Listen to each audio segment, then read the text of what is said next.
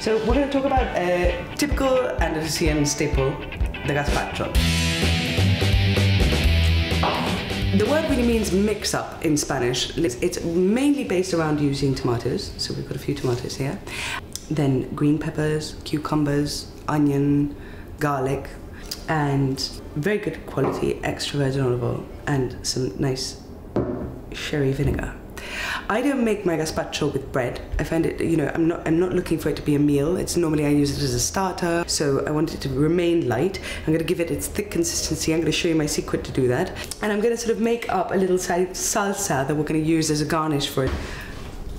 I'm going to put an avocado, a little bit of this fresh red chili, and some spring onion, and a little bit of parsley. So I'm going to chop that up and make a little bit of a salsa and use that to garnish the gazpacho with. The first thing I'm going to start with is tomatoes, because what I'm going to do is roughly chop them, pop them in a bowl, and put a bit of salt.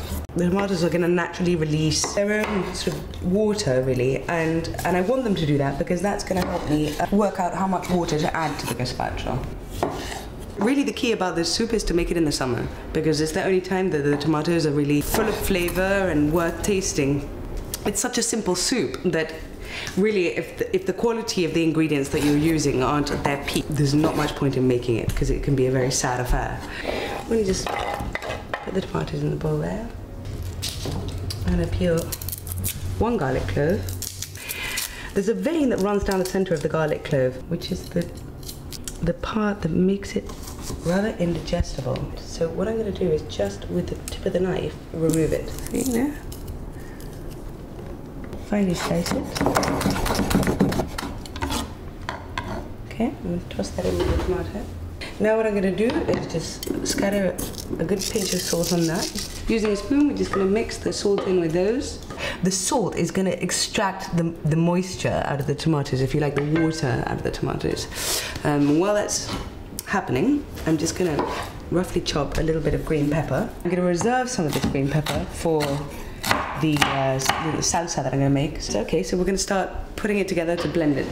So I've added the salt to these tomatoes. And what's done is they've released their water, so I'm put them into the blending cup. So we've added a little bit of green pepper to the tomatoes. Garlic's already in there, so I'm going to add a little bit of water to this. And we're going to blend it up. What you're trying to do is you're trying to blend it so you can make it as smooth as possible. While I'm blending it, I add the olive oil in a thin stream, like with a mayonnaise, which is what's giving thick, creamy consistency to the gazpacho without actually adding the bread. And now, look at the consistency of the gazpacho. It's like a cream. And I'm going to make the makeshift salsa. So what we've got here is a little bit of green pepper. I've just diced it up, small bit of chopped up parsley. In this case, what we're going to use is a little bit of red chili. And then I'm going to use some of this spring onion. I like to use the ends as well because it gives it a bit of colour and extra flavour. Just chop that up nice and fine.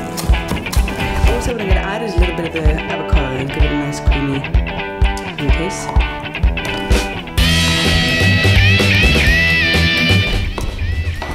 I'm going to put that in a bowl to dress. And then we'll use it as a garnish for the soups. I picked this off the tree this morning. Grate a little bit of that into the salsa, and then I'm just going to squeeze a little bit of juice in there as well. So you want to get these sort of thin little filaments of lemon.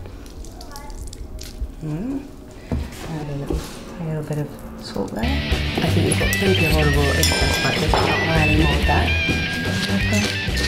We've got this nice, fresh, cold gazpacho. I'm going to pour that into the bowls and garnish it with our South Bank salsa.